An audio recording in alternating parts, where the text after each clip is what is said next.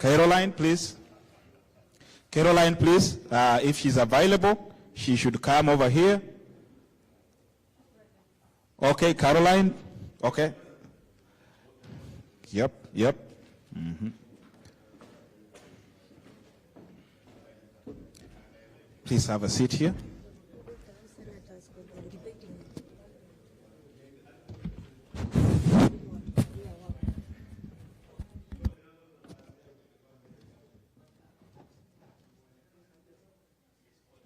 Okay, 1 second. I'm coming back. 1 second.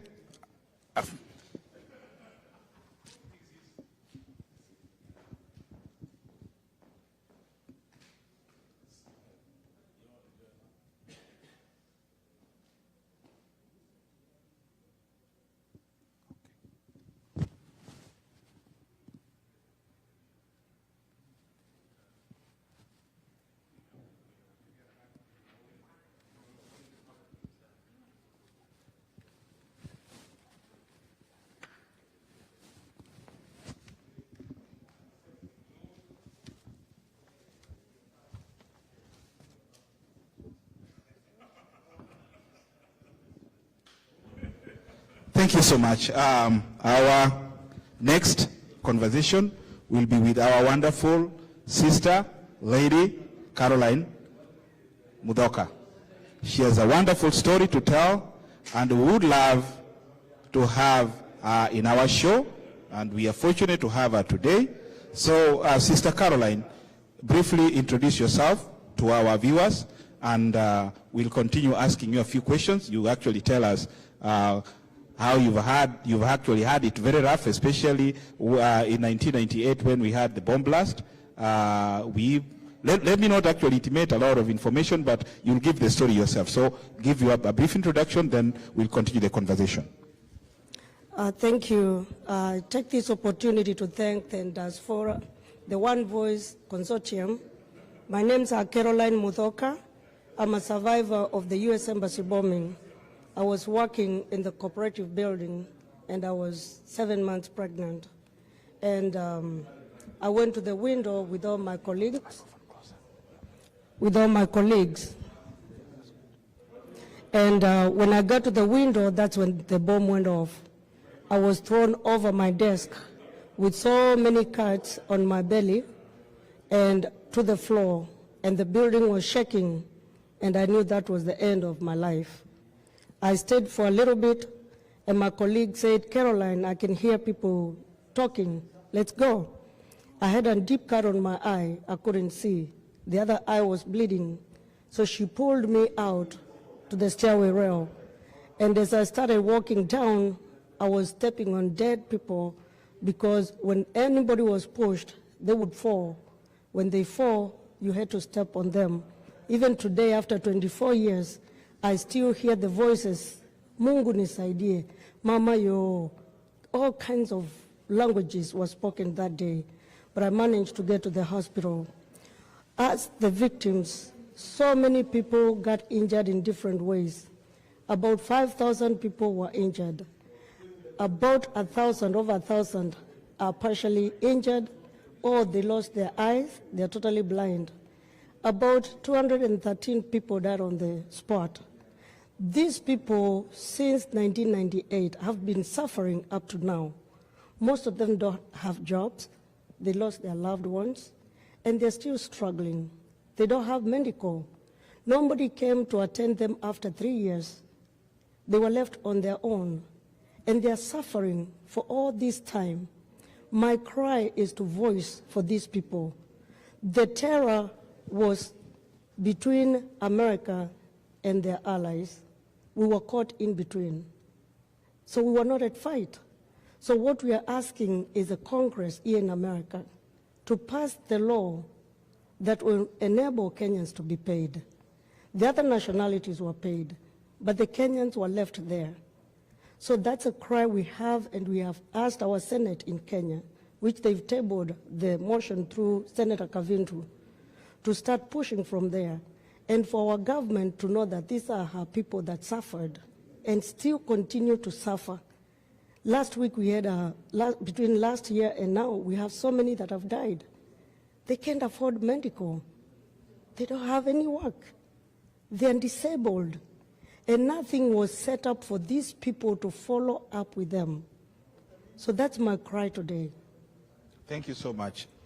That is really heart-wrenching, heartbreaking information from you, or story from your end. And yeah, I believe I was also working in Kakamega that particular time, and when the bomb blast went down and blew the buildings in Nairobi, things were really so tough, and everybody was confused. And you you were at the site where that bomb actually exploded. And your story is really very much touching, and it's very unfortunate that you've not been compensated, or the people who are killed have never been compensated. We remember over 298 people died, if I'm not very specific, or maybe I might have actually forgotten the exact number, but people are still suffering. So what really you are really passionately requesting the American Congress and the Kenyan Senate. You understand this is intergovernmental relationship, and the beauty part is it's supposed to start from the Kenyan Congress or the Kenyan Parliament, then it moves over to the American Congress or to White House. So, has there been any communication since 1998 till to date pertaining to that particular information you're giving, or the compensation issue? We have lawyers from America that came to our rescue. Yes. Since 1998, we have Yes. Phil Mussolino and an activist who is also a physician, Dr. Ramona. They've been pushing for us to be compensated. And last year, Phil Mussolino was awarded a win for the people he represented. But now we want everybody, they've combined together to work on behalf of all the victims. So what we are requesting, there's that act of terrorism fund for the U.S. government that is there. That fund is what we are asking the Congress, because Kenya is excluded. We are asking the Congress to include Kenya so these people can be paid. America has been working with Kenya, and I know they can do their part in passing that law so we can see these people getting compensated and get medical assistance. And if so, their children can also get helped, So now the government in Kenya, for the first time, they are now pushing the Senate. The Senate is pushing the motion so that they can also talk to the Senate here. But we want also the diasporians, maybe through One Voice Consortium, diasporians to stand and support us. People have forgotten, because it's been 24 years, and people think that we were compensated, but we were not. So as voters, as Kenyan voters in diaspora, I'm requesting everybody to speak to their senator and alert them that we have our own people that are suffering because of a terrorist attack that was not targeted to them. The attack was targeted to Americans, and we suffered in there. So it's a noble action they can take right now and compensate these people. We are going to 25 years in August 7th. I'm requesting everybody to speak about it so that by the 25th anniversary, we can see something done. We want justice, because this comes to discrimination.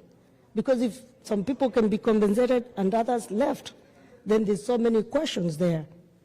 Yeah, my question, from the layman's language is, I'm not a lawyer, but let me ask this particular question. You understand how the law works. Unfortunately, we had late. I wish I had known, so that at least retired Justice Senator Stewart Matsao could have actually have told us, has given us some insight on it.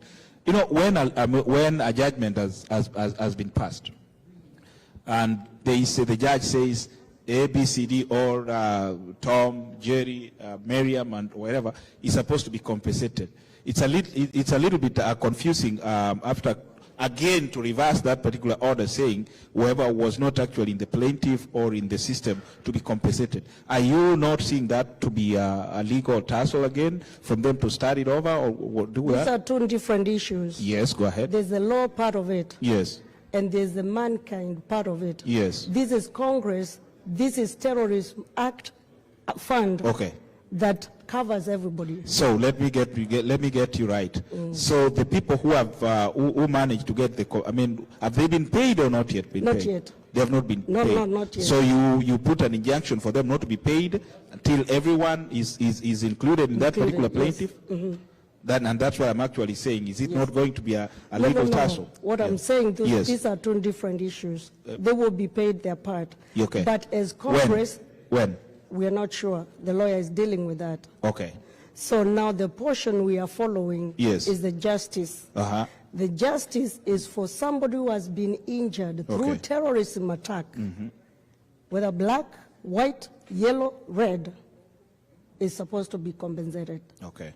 So that's the part now we are following. We're not following about the law or about the lawyer, Yes. but we are following about the humankind part of it, the justice to be done for these people, because the fund is made for terrorist attack victims.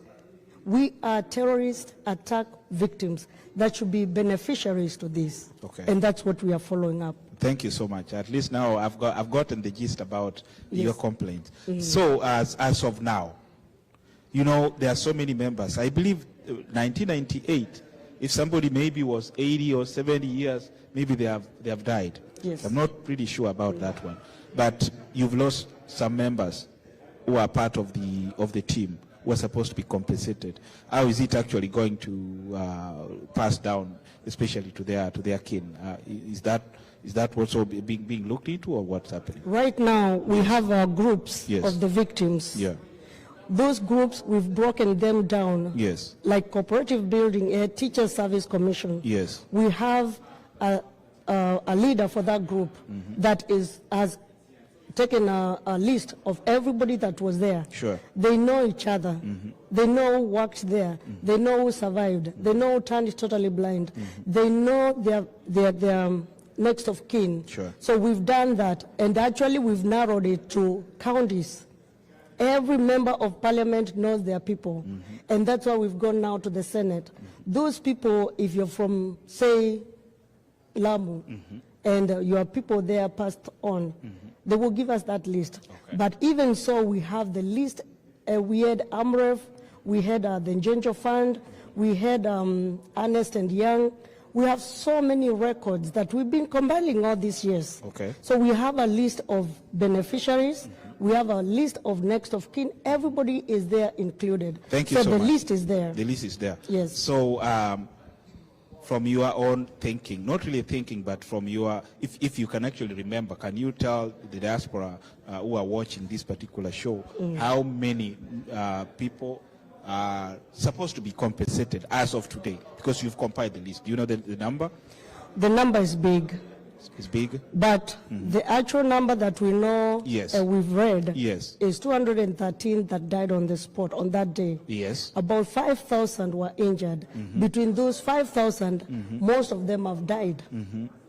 Okay. They've died. So the number will not go up or less. Yes. If they were in the category of the injured, Yes. they will just be moved there to the deceased. Okay. So the number is there. Okay. Yes. And the people who died, have they also been their families been compensated? No, Not yet. no. That's a serious one. then. No. That's a serious And that's one. the thing that Kenyans and the whole world thinks Yes. that people have been compensated. Yes. They've not been compensated. Okay. And that's what we are asking. Yes. We are very sober, we are peaceful, Yes. we've played it Yes. thinking that somebody will come to our aid. Even though nobody seems to understand it, we still continue voicing. Yes. We know one time we will get that compensation. Thank you so much. Thank you very much, Caroline. Fortunately, you are in the U.S. Yes. Do you know any other member who got injured or who was affected during that particular time living in the U.S.? Yeah, for the first time, I've gotten 21 people from Diaspora. Okay. And they're in different states. Yes. But I've lived here for almost 20 years. Yes. I didn't know anyone till now that we started now compiling the report Okay. and putting everybody from where they were working. If it's somebody who was in the streets, we have a category for those people who are working. Okay. So right now we have about 21 People people in Diaspora. Okay. And I know there are so many. Yes. If there's anyone Yes. that was injured, can Okay. contact me. Sure. Yeah, so that That's- we can have their That's list. wonderful. Yes. Now, from the media's perspective, we are here to air your views. Yes. We are here we are here to ensure that at least you get compensated, and our work is to put the word out there. And we were also requesting, people understand we have what we call protest or petition. The best opinion maybe could have been that if these particular members who are living in the U.S., they could also have like not really a protest, but a petition to their senators, to their members of Congress. Or you can also even petition the White House using the letter. So have you guys done this particular, have you gone this option yet? One of the members, his mom passed away at the Ufundi, and is in Pennsylvania. Yes. And he happens to know people in Atlanta, Georgia. Yes. So he's trying to reach to Senator Warnock. Yes. On his own. Perfect. I have people here in D.C. She's trying to pursue to her senator. Sure. I'm also trying to pursue to my senator. Yes. And now, if even all the other diasporians can stand with us, like Senator Kun was in Kenya. Yes. And actually was part of that money that was given from Sudan. Yes. When this money was collected. Yes. And he understands it. Okay. And he understands us Kenyans. Yes. So I'm asking whoever can reach to Senator Kun Sure. to introduce us to him. Okay. Because I can't reach everybody by myself. Sure. We need a network for everybody. Sure. And because I'm not blaming anybody because people didn't know and they don't know. We understand. But now that we all know and we are creating awareness, it's the high time now for people to come together. Thank you. Let them speak to their senators, and through you and OVC, I know we can pursue it very well. Perfect. Yes. We appreciate your time, and we'll be part and parcel of advocating for your rights. Yes. So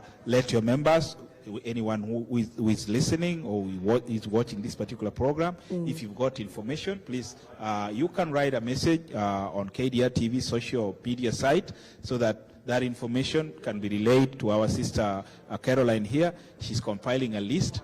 If you've got any information of anybody who got injured during that particular time or their relatives, the best option is you guys need to come together and petition your senators, petition even the president through a writing or through calling, so that this issue can be settled for once and for all. So, Sister Caroline, we want to give you a 1 or 30 seconds plea. You look directly to the camera and talk to Kenyans, talk to Americans who understand this particular plight of yours, so that they can listen, and then a process can also be started to the media perspective, so that you guys, your rights can be addressed. Go ahead. Thank you. I would like to address the survivors and the victims first. I want to tell you all that we are together in this fight. I want to say that I thank you for being so patiently, for waiting patiently all this time. 24 years has been a long time. And I know we've all suffered in different ways. So my urge to you is to continue, talk to your senators back in Kenya, talk to your senators here in America. I also want to urge all the diasporians to work together with us, because if this act is inclusive of Kenyans, then we will stand a better chance. I'm not calling for any terrorism to us, but imagine for this time when we are here, if something happens, no Kenyan will be compensated. So it's not only the victims, but we are also advocating for you from diaspora, anywhere in the world. Any Kenyan is included in this. So it's not a fight for just the victims, it's for all of us. So I urge you to take this with seriousness and to know that there are people who are sick, people who are suffering, people who have lost their own. And right now I have people in Kenyatta Hospital. They cannot afford their medical. They cannot afford their living. So please come together. My number is 484-557-8144. You can get me on any social media under Caroline Muthoka. I've also sung so many songs about the bombing. Go to my channels under Caroline Muthoka and watch there and see how we've suffered. And may the Lord bless you all as you pray for us. Thank you. Thank you very much. And to that particular end, we now graciously welcome our sister to our network, so that we can continue working together as Kenyans or as Americans for a better new world. Thank you very much. Till next time, God bless you. Thank you, my sister.